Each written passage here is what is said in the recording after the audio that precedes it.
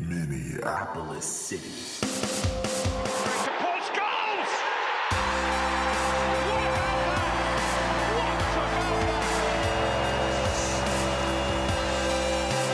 The People's Pitch Podcast, brought to you by Summit Brewing Company. Undefeated, and it feels so good. Welcome to the People's Pitch Podcast, the official podcast of one of the only two remaining undefeated PLA teams thus far in the season after our recent 2-1 home win against Croatia. I am John, your brutally honest host, joined as always by the Ric Flair of Minnesota soccer, Mr. Nate Morales. Mr. Morales, what's good? Woo! John, I'm going to tell you what, I'm happy to be outside, the true nature boy, podcasting from Fieldside here in beautiful South High School. Yes, today we are live at Les Barnard Field watching the boys train ahead of their next match this Friday night against Minnesota United Reserves. But we thought, we won here. We might as well continue the winning ways. And I haven't left. And post up. Yeah, I've literally been sleeping under the stands. That's cool, Minneapolis. Yeah, feeding off of bugs and drinking half-drunk water bottles that were left behind. Just bottles of chew spit. Right. It's so gross.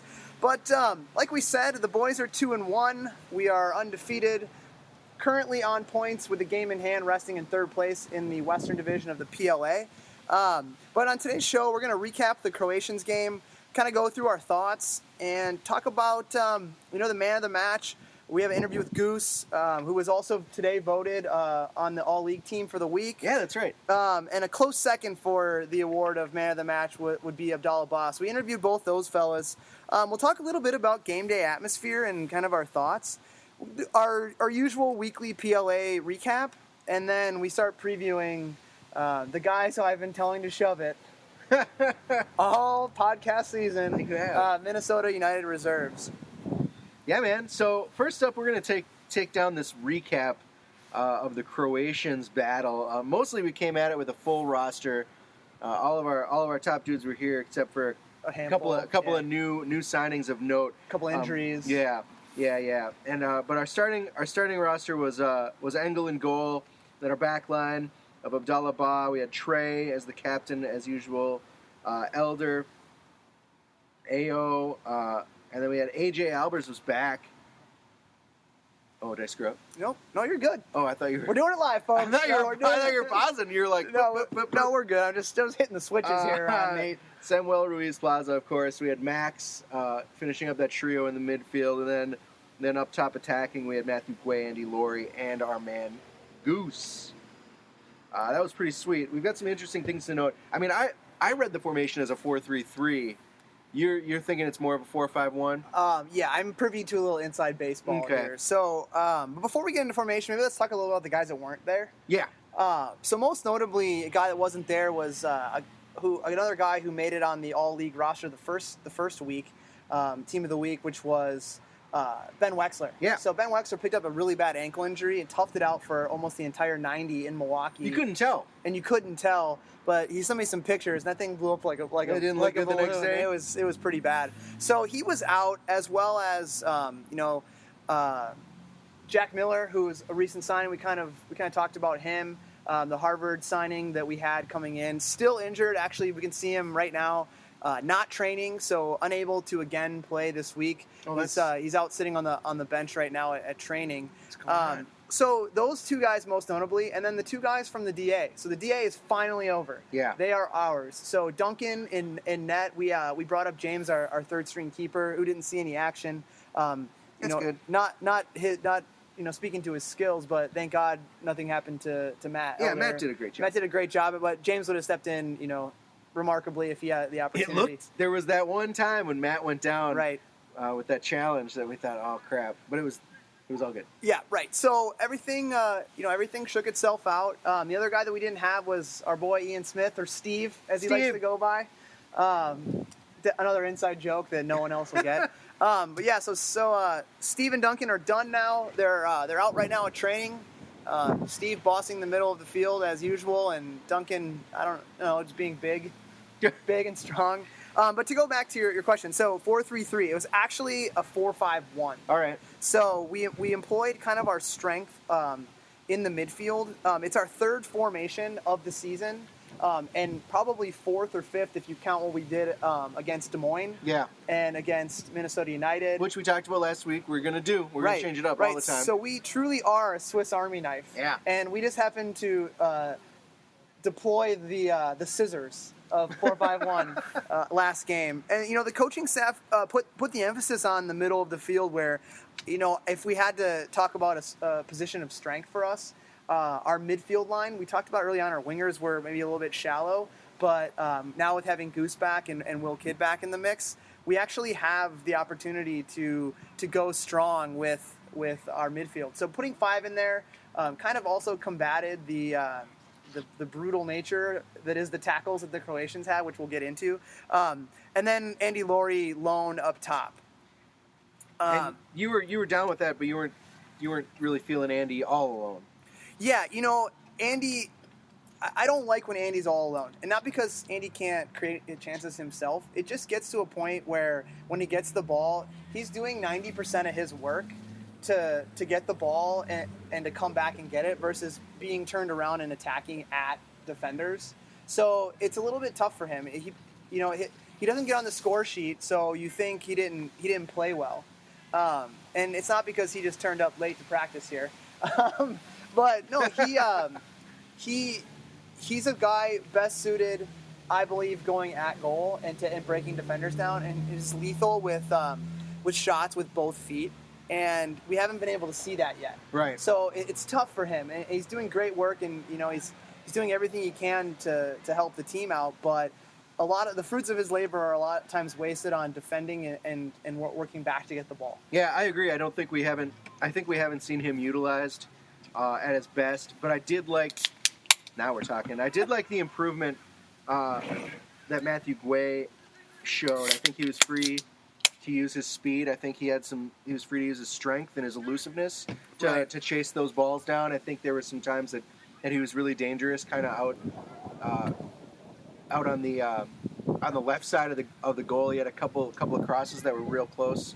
Yeah, I think one thing that Matthew showed. So, as most of you know who were here and who read the recaps, the field was wet. It poured right beforehand. Yep, and it's a little lumpy anyway. It's a little lumpy anyways. Not an opportunity to cut the grass because of all the rain we had, so it was a little bit high.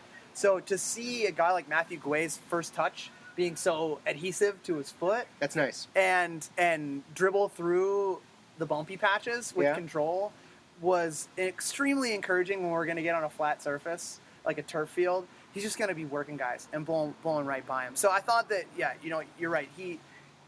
He showed some signs of why we signed him. Yeah. Another thing I liked about him was he came way back to help out on defense. So I guess that makes total sense that it was a 4-5-1. He was kind of more of a going back and forth kind of a guy instead of just staying on the attack. Right. But I did like that work ethic he had.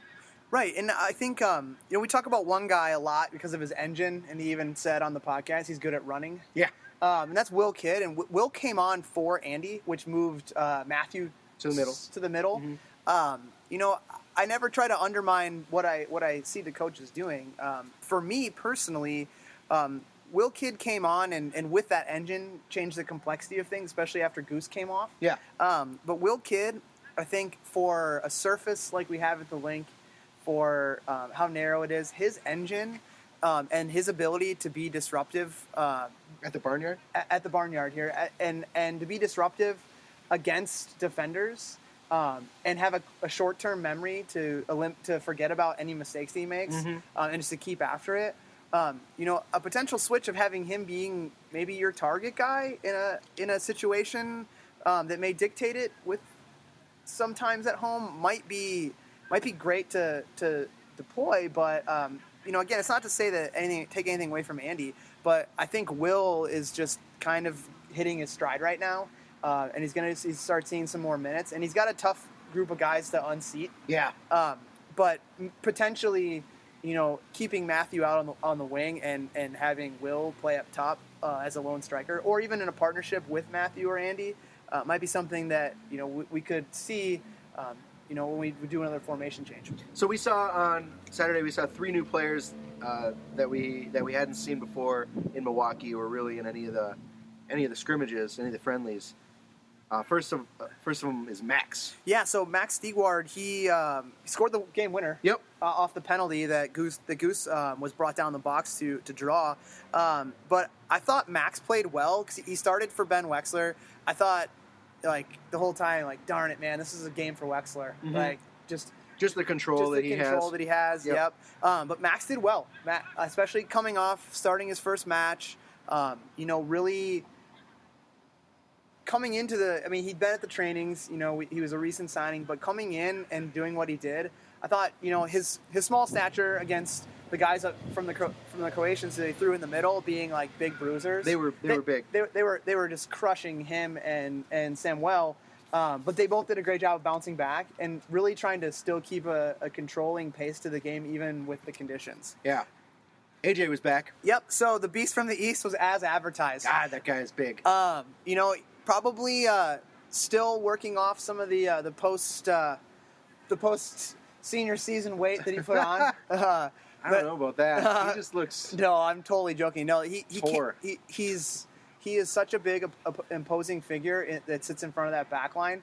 And immediately, when I talked to him before the game, I said, the guys in front of you are younger, maybe less inexperienced guys, but they're good at soccer, and they're going to get pushed around a lot. We're going to need someone to kind of police the field for them. And he said, I got it. And in the first 15 minutes, we saw Samuel get chopped twice. Yeah. And immediately after, you saw 2 Croatian guys go flying into their own bench on the sideline on a tackle. And that was AJ. Mm-hmm. Just a cloud of dust, and AJ standing there with, like, hands on hips, like Superman with his cape flapping behind him. Just like, yeah, I did that. Like, lay off my boys. So, but not to take away from the fact that he looked great on the ball, too. Yeah. So he wasn't just running around kicking people. He's not just an enforcer. Right. He wasn't just running around kicking people. The dude played well in the back. I believe he put in almost 90. Yeah, I think he might have been in for the whole time. I didn't really notice Right. any subs coming in. It's hard. It was so hard at the end. Yeah, to track those subs. Yeah, it really was. Especially when they just pop on and we're trying to find out who's who, and and then the guys from Croatians come on and we're like, who are these guys? So the Beast from the East was back, but also we saw our first look at Goose. Yes. Goose is legit. Terrorized the right side of the field for the majority of the day. The left side of the field. So he switched over to the right. Mm-hmm.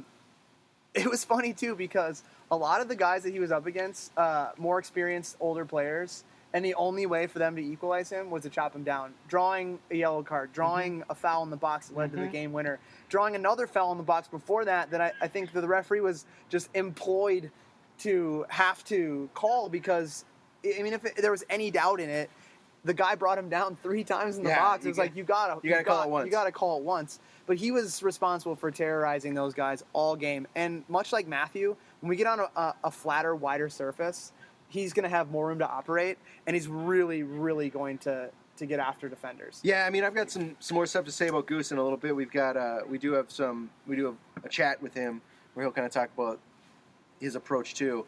But let's go on to kind of talk about what the Croatians really brought. And oh, I'm sorry. Yeah. So before we get into that, want to talk. You had a criticism. Yeah, which is rare from you. Yeah. Right. Right. Like I said in the beginning of the podcast, I am your brutally honest host. All right. All the good things that we say about these guys, we can't lose sight of the fact that there were a few breakdowns, and you can't get better unless you identify where your weakness was, especially in a match.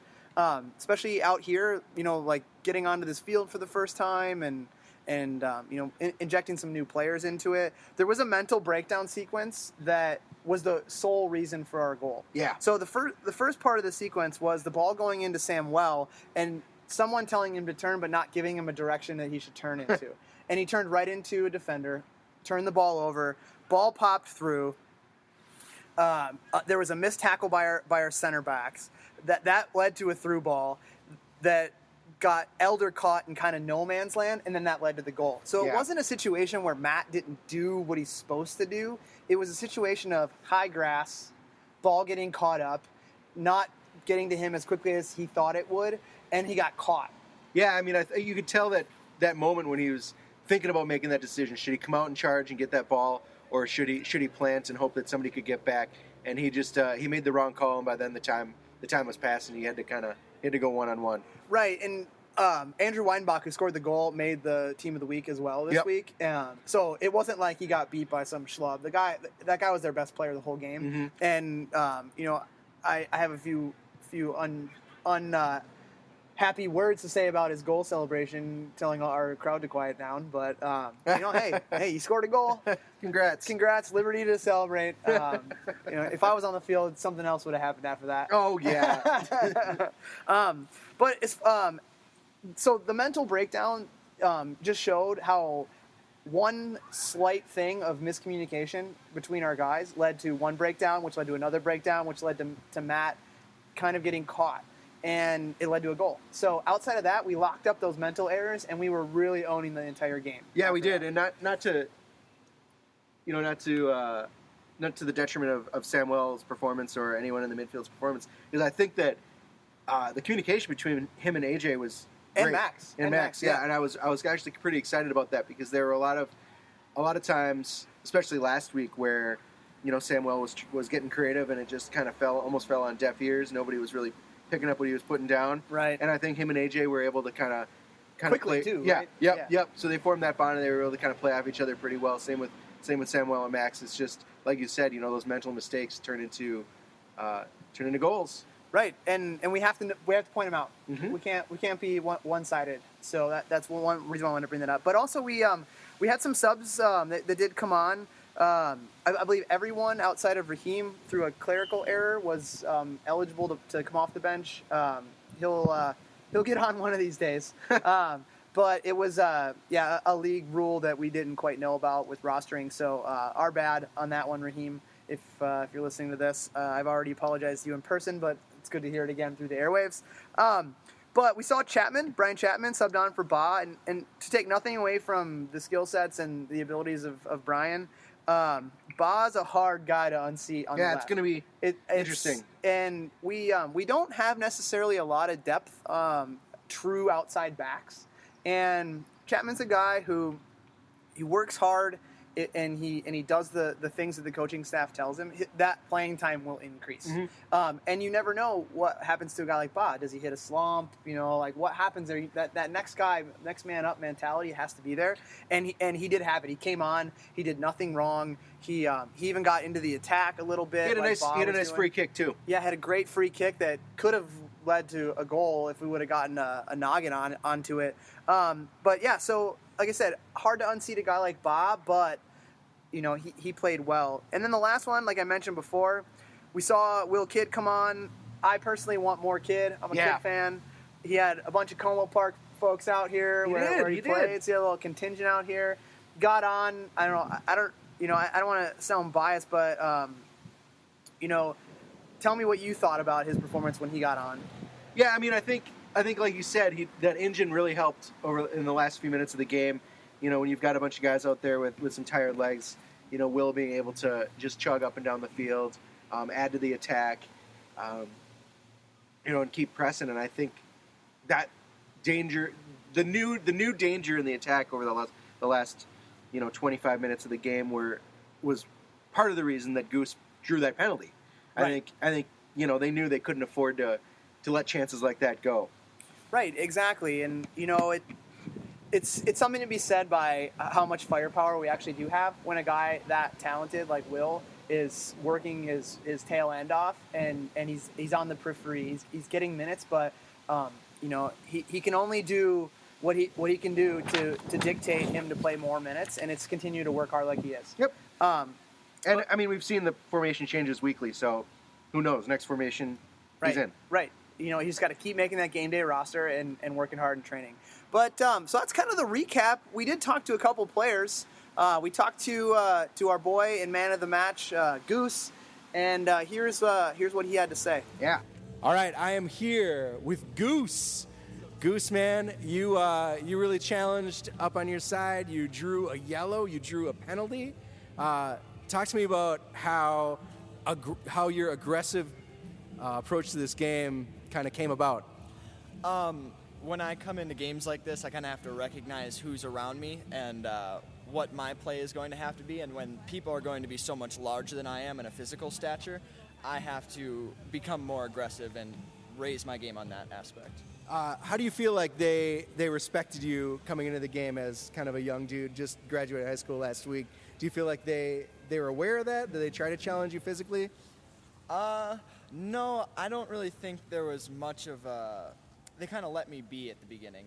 They didn't really draw defenders towards me. They didn't really do anything along those lines. So it took a little bit for, I think, them to recognize that I was going to be running at them a little bit. After you drew that yellow card, you swapped sides. Mm-hmm. Did the coaches talk to you about what the purpose of that was?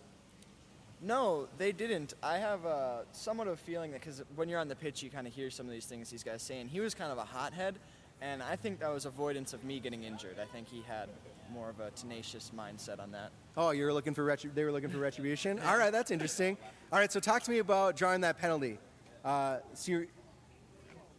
me through kind of where you were on the field and what your mindset was, going in for the attack and kind of what happened there. Well, when Guay played me through, he played it at a perfect point where it was kind of almost 50-50, but I was able to get there before him, almost at the top of the box.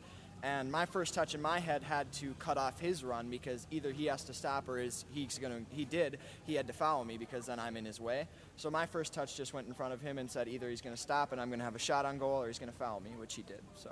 All right, man. Well, awesome game. I think we're going to be talking about it a little bit on Monday, me and John, but I think we're all happy with your first performance here. Thank you. Super happy to have you on the team. Yeah, I'm happy to be here. Thank all you. right. Wasn't that just a treat, folks? Young Goose. Goose, man, he is definitely the player of the game in my mind for sure.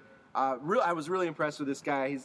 The individual skills that he has on display make it really hard to believe that he just graduated high school earlier in May. Like literally just graduated high school. And you know what? It's nothing to take away from what Matthew did by scoring our first goal and becoming a legendary trivia answer. Yeah. But Goose, basically set up the winning goal. Yeah, not only that, but I think he set the tone for most of the game, along with Bob. But I think when the way he acted on the attack, the way he was able to break down his defenders, no matter which side of the field he was on, was really, like I said, really set the tone. I think the dribbling that this guy had on display was awesome. He was just frustrating his defender all half. Right. And then in second half, when he flipped sides, he frustrated a new defender. And that culminated in that first yellow card. Right. He was so nice one-on-one. I was rewatching the stream, and you can tell when he leaves his guy in the dust or in the mud, as it were. Because you could hear the you could hear everyone just go, oh! You could just hear how nasty it was. The thing is, he doesn't have a whole bag of party tricks. He's got some moves. Clearly he does. He's worked on those. Yeah. You can tell. But it's just his quick first 1-2 touches that just no one's ready for. Yeah, I was just really happy to watch him. I didn't really know what to expect when you're talking about a high school kid coming onto the team. But dang, I'm excited to see where this kid's going to go this season. And I'm excited to learn the origin of the Goose. Okay, see, I thought it was like Steve, where you just gave him that nickname. He showed up and was like, call me Goose. No, it was I got introduced to him, and he said, hi, my name's Isaac. I'm like, hey, Isaac, how you doing? And then everyone's like, oh, man, that Goose guy is sick. I'm like, which one's Goose? Is there a Maverick? I don't know. What's happening here? So I think we'll have to kind of pry into that one a little bit as the season goes on. So that was awesome. That kid brought some skills. He broke some ankles. But we also talked to Abdallah Ba. Yeah, so let's hear what Abdallah, who I think was a close second, once again, not slighting Matthew, a close second in man of the match. Maybe co-runner-up, runner-up man of the match. Yep. So here's what Abdallah had to say.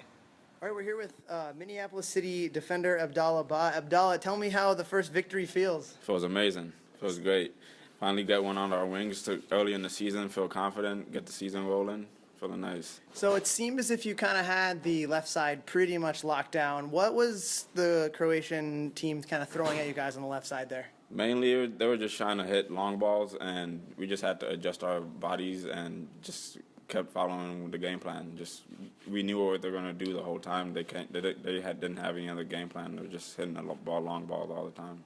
So as far as we kind of saw the field, it was a little wet, a little bumpy. How did that kind of change things for you from the style you guys wanted to play? It didn't really change that much at first, but towards when we got in the game a little bit, we knew we had to change it a little bit because the field was wet, obviously, but still just got to keep on going. So first 3 points. Big 3 points at home. We look forward to the next match with Minnesota United FC. Yeah, what do you think we can build off of onto the next game? I think what we need to really work on more is communication and work on more work on the attacking third. That way we don't have to wait for the late game winners and that we put teams away right away out.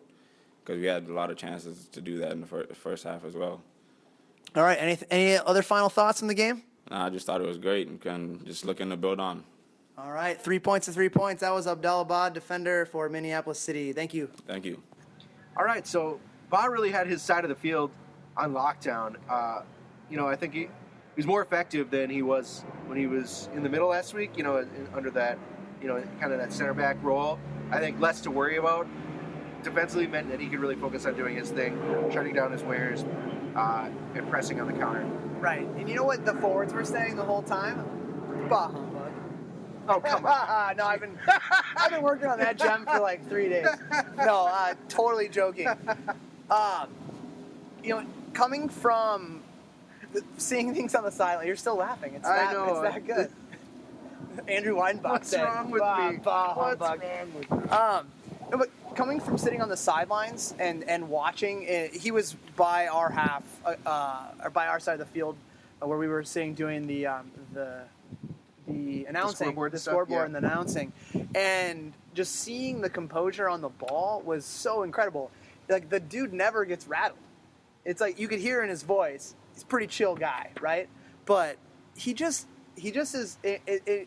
It's incredible to me to see how he can have all this crazy stuff happening around him, playing with 3-4 guys in the back that he just has never played with, and he doesn't care. It's like, whatever, I'm just going to do my thing. I'm going to lock this guy down, and I'm going to get in the attack. And, man, when that guy gets in the attack, again, on a bigger, flatter surface, like, watch out. Like, he's really good getting forward. Yeah. So, final thoughts on the game, John? I mean, I think our big question mark going into the season seems to have been answered nicely. And that is, how would a bunch of players who've never really played together gel and compete to start the season? It's something that I asked Coach Kicker our first interview with him. I ask myself every day at training. And it's something he was even like, I don't know, I just hope they do. He just wanted to get through these first few weeks and hope to not make asses of ourselves. But I think we see that it's coming together really, really nicely. Well, yeah, we're sitting undefeated on 4 points, only behind the Bavarians, truly. Cedar Rapids already has a loss, but a game in hand.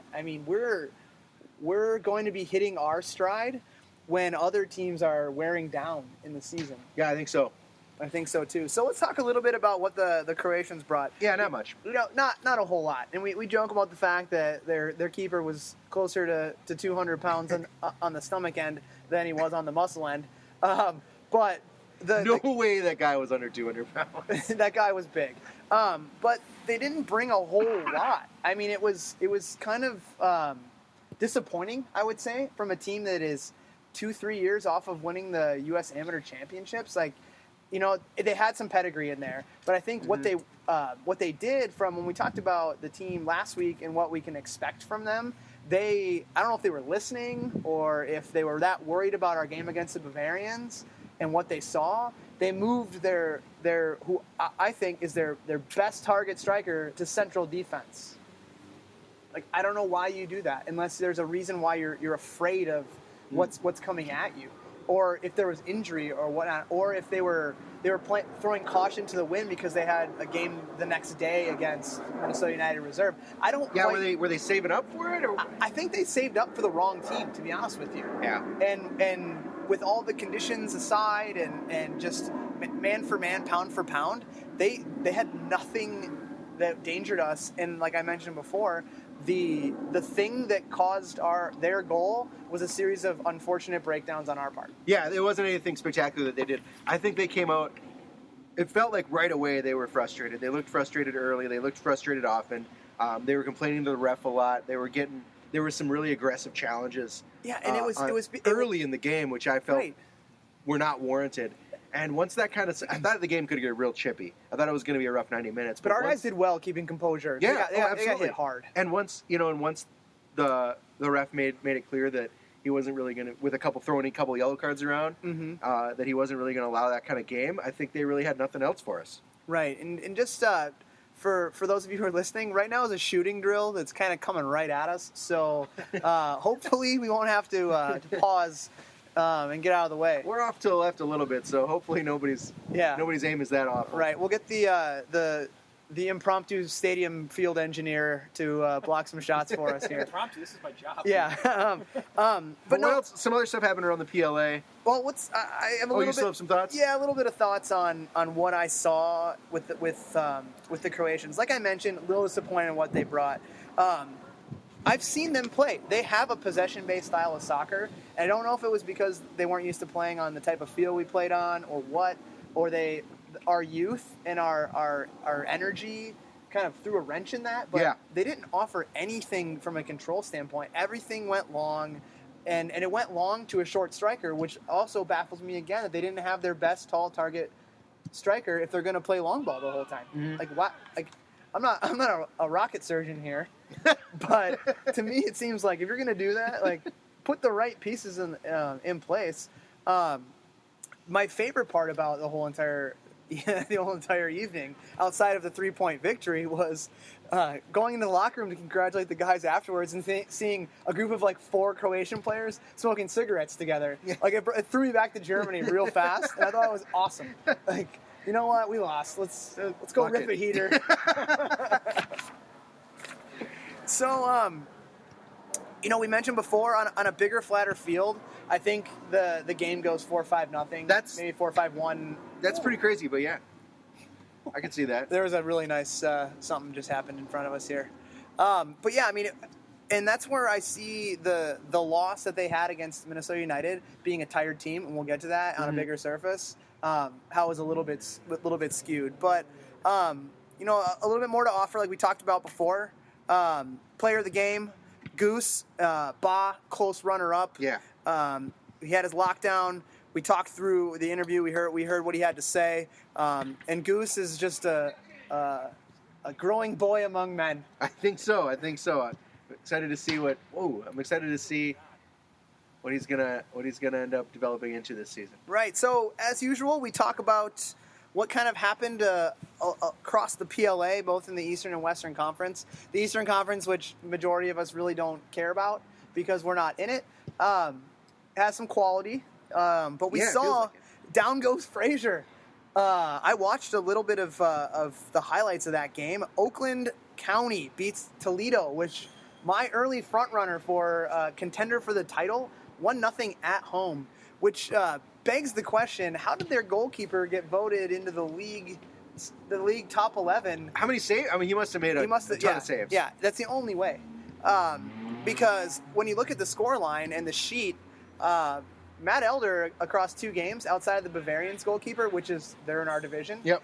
They all have the same goals against average, and Matt's got a game in hand. So interesting why he didn't get the nod, but it's a long season. Yep. But how does Toledo get beat by Oakland County? Oakland County looked very, very ready for the game. Like those guys didn't scuffle, very organized, put the heat on, had a game plan how to beat Toledo. And it was impressive to watch, but look for Toledo to bounce back and just steamroll whoever they play next, and just revenge game. Yeah, revenge game. Okay, totally a revenge stats game. The other game that we wanted to point out was in our division with the Bavarians just curb stomping Madison 6-0 at home. That's an embarrassment. It is an embarrassment. Driving the I-94 battle was one-sided. Yeah. One red card in the first 20 minutes, and looking at it might have been the first 10. It was early. That guy got. We'll give it 20. Yeah. But definitely within the first 15. That's what I thought. Well, we're being told it was the 4th minute. That's even more embarrassing. So that's a tough struggle, but man, 6-0. But it was already 3-0. No, it was 2-0 in the 4th minute. Oh, So, okay. 11 or 10 guys aside, it doesn't matter. They were getting worked on. They're playing on easy mode. Right. Yeah. They were playing against an 8-year-old who had Qatar, and they had Real Madrid on easy mode. But I mean, what do you say about that? I don't know. I mean, it makes me feel good how well we played the Bavarians last week. Right. On their home field. First game as an organization. You know, it's nice to feel like we have to worry about Madison a little less. Right, but we've mentioned the team of the week. So they came out a little bit late. The first team of the week, it was a little bit Western Conference heavy, which being in the Eastern Conference doesn't make me happy, but it is what it is. But we had two members on the inaugural season best 11, Ben Wexler and Captain Trey Benhart, which absolutely those two guys, they made it happen. And then this week we had our man of the match, Goose, and then Matthew Guay, who made the roster. And then we mentioned before, obviously, Andrew Weidenbach, who scored the goal against us. And from what I hear out of the match against Minnesota United, really was the only one of the few bright spots. Really the only bright spot that they had. So that was kind of the PLA recap. Looking forward to some of the matchups actually that are happening in the Western Conference this week, and then obviously our matchup that we have. But we need to get that game in hand back and go for 3 points and take the top of the table and see if anyone in our division can actually take the Bavarians down. That would be great. So as far as roster moves go, none really made. None to talk about this week. We'll see how things kind of net out in the next few days. It feels kind of good to give the guys an opportunity to kind of settle in and, right, take away the moving targets and see who's gonna and try to fight for their spots. Let them figure out who they're fighting against. Yeah. Right. Exactly. Like fighting for their spots against the guys they fight with. Right. So there are a couple guys like we mentioned that are coming back from the DA. A couple other quality DA team members that have kind of thrown their scent out at us and said, "You've been watching a lot of nature documentaries." Yeah, I love nature.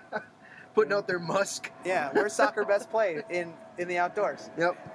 But just the conversation still continues with a lot of high quality players that are not on our roster, or not locked up on any roster for that matter.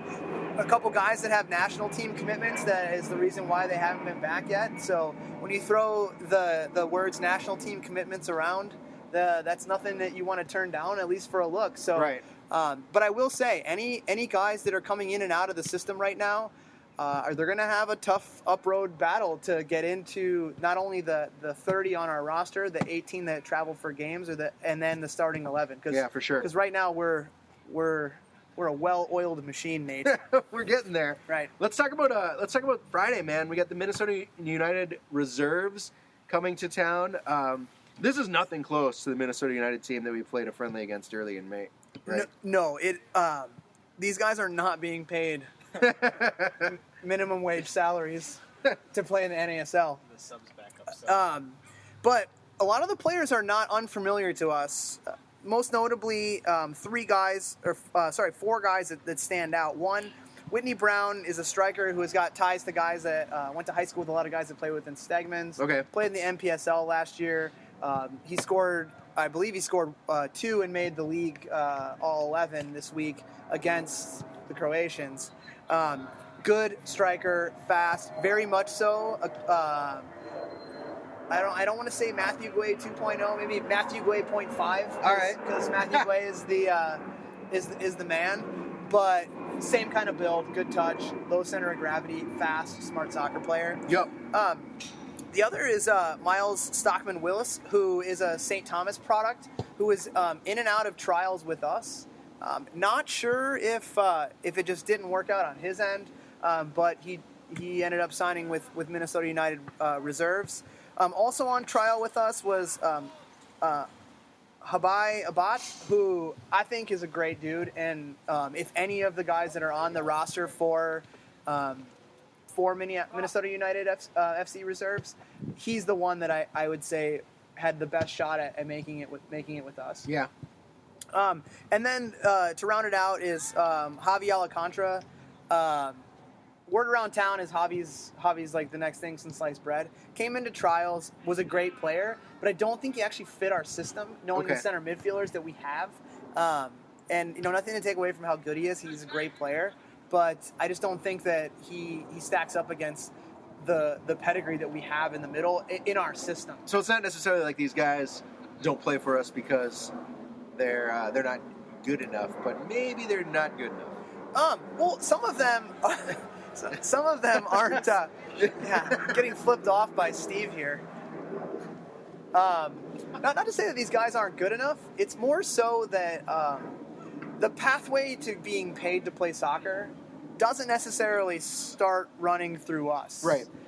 It may in the long term. When you look at guys like, Will Kidd and Duncan and Steve and Abdallah, and I can keep going, and Goose. Yep. Those guys that may, as they continue to progress in their careers, play for money one day. But we're about guys that are a little earlier in the development at this point in the franchise. Right, and that's not the type of player that Minnesota United signs Okay. from their reserve team because of the fact that they won't sign college players. Right. So all of these guys are post-college, which they're trying to scratch the surface of being a professional soccer player who gets paid. So that is also a determining factor on why guys maybe were in our trials who made it past a couple rounds and then decided, It's easier to get some eyes on them if they're playing for the Minnesota United name. Right, exactly. And that's, I think, solely the reason why. Yeah. How far off from the A squad are these guys? There's a good chance that, when I wrote the show rundown, I said there's a good chance that some of these guys will be playing in the Open Cup as we speak right now in St. Louis. I looked at the roster. That's not the case. Oh, okay. In the past, though, they've used the Open Cup first couple games to get some reserve guys some trial time. But none of them made the roster. The way the A team's been playing, I could understand why they probably want to get those guys working a little better. From an organizational perspective, and here's where I get on my soapbox a little bit about the differences between Minneapolis City and Minnesota United as an organization, is that, they signed their coach literally a week before the season started for the PLA. Yeah. They had some time where they didn't have their roster in check. And we were already within training with majority of our guys that were in town. So it's just not a priority for the organization. It doesn't seem like the reserves are a priority. And I don't want to say that because I know I'm saying it as an outsider's perspective. It doesn't feel like it. It does not feel like it. And, some of the guys came in to trial with us after they'd been already in open tryouts with Minnesota United reserves. Why would you come in? Because there's no certainty as to what might actually be happening. Yeah. So it's again, it's nothing to take away from the organization. Their first team and the squad they throw out with the A squad is doing their thing outside of last weekend losing to Fort Lauderdale at home for their first loss. But the reserves, it seems like when you make that jump into the MLS, there needs to be emphasis on player development. They signed a deal with Shattuck, St. Mary's, who we trained had a training match against, to be their kind of youth feeder system, cool. which is great for the organization, much like what we have with the Thunder Academy. But what they don't do is they don't look at that influx of what the reserve team can really do beyond giving a few guys some minutes from the first team when they're coming back from injury. Right. And as an organization moving up, you need to do that. They're not treating it like a true farm team. They are not. And if you look at what we have, we're treating Stegman City in our first division of MASL amateur as our true reserve team. You look out here right now, there's probably 9 or 10 guys in training right now of the 22 that are out here that are Minneapolis City guys who are looking to train with the first team and get a look. And some of those guys are playing with us. Yep.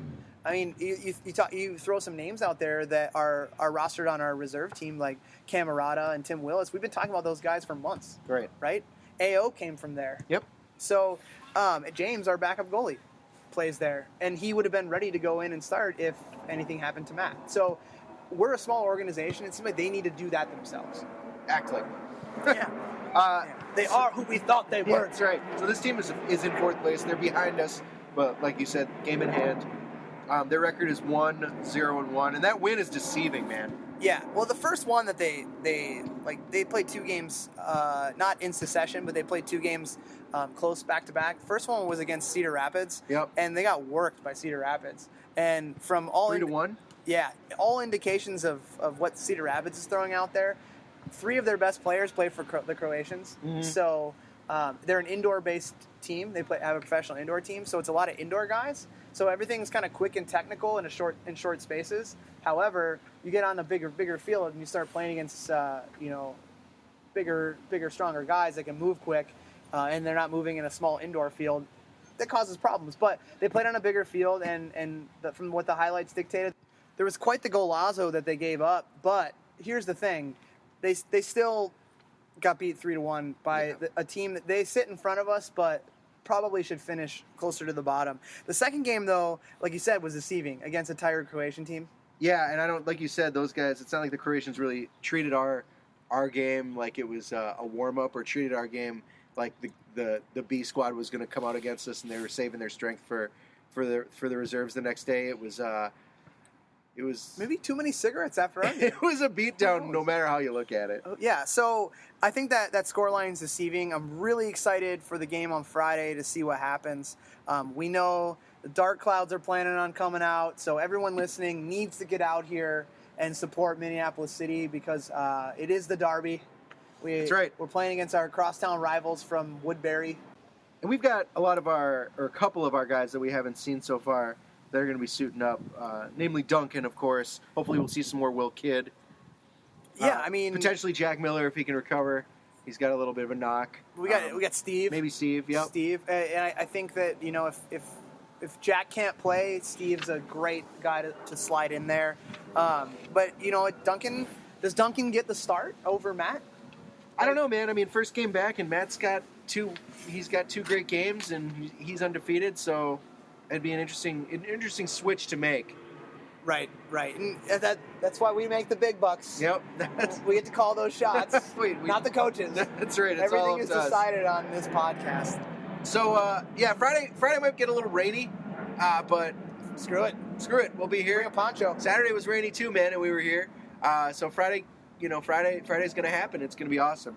But that should do it for us, man. I think next week we're going to recap this match that should... When is this match? This match is Friday at 6:30 p.m. So it's a nice happy hour match. You can get off work early, maybe, if you've got some summer hours saved up. Yeah. Maybe hit one of the breweries around the neighborhood, or maybe the rail station beforehand. Yep, and get some Summit deals. Yeah, of course, and then swing on over with us. We'll definitely be here, and I think we're gonna have a pretty solid crowd one way or the other. Because, like you said, Minnesota United reserves. The Minnesota United fans are gonna bring the heat for some reason. And from what I saw on, in any highlights and the scouts that we had at the match told me the Dark Clouds are going to come out for our game because they like us better. Maybe they're afraid of us. Oh, okay. They weren't really at the other games, so that's fine. Yeah. Come in, buy a ticket. If they think they need to help the team along against us. It'd be great to have kind of 2 rival supporter sections just doing what they do and being loud and just get a really good raucous atmosphere here. Respectfully raucous atmosphere. Yeah, man. So that should do it for our Memorial Day delayed episode. Yeah, sorry about that, folks. That's cool. Hey, man, it's like garbage men, right? We got a day that we have to catch up. Next week we're going to recap that match. We're going to maybe have some player updates, organizational adjustments if those occur. But really we're going to be looking ahead to this long road trip coming up on the 10th and the 11th. We're going to Cedar Rapids, and then we're going to go to Croatia. To Croatia. That's gonna be weird. That's gonna be cool, and then other cool stuff too, as usual. We promise. John, have you heard that Summit is turning 30? I think we've brought it up about 1,000 times. I have. As our official sponsor, they have been gracious enough to let us try the new 30-year anniversary brew, the Keller Pils. It's fantastic. Yeah. So go try some, people, or at least go online to summitbrewing.com, learn more about the other members of their 30th anniversary series. That's pretty cool that they're coming out with all these different brews. Yeah, kind of rolling out a couple different ones. I think they have like 3 or 4. Wow, that car, it sounds like garbage going by. It's your shocks fixed, bro. If you want to get a hold of us, of course, we are mcscpodcast@gmail.com. We haven't had a listener. Yeah, we need some emails, man. On, we need some emails, especially now that you guys are watching some games. If you have any questions for us, or if you want to try to sneak some questions to the players or to the coaches, I bet we can make that happen. So just shoot us some emails, mcscpodcast@gmail.com. Tweet at us at MPLSCitySC or at Johnny Business, 2 N's, 2 Z's, 2 S's, of course. At Mexinate, that is me. And that is all for this week. I am Nate. That is John. And John, what has 3 words and is likely something a Little League baseball coach would say to a batter? Go get him, Tiger. That is also the name of our house band. This is Sleep Cyclone. You're welcome, ears of America. Bye-bye. Yes.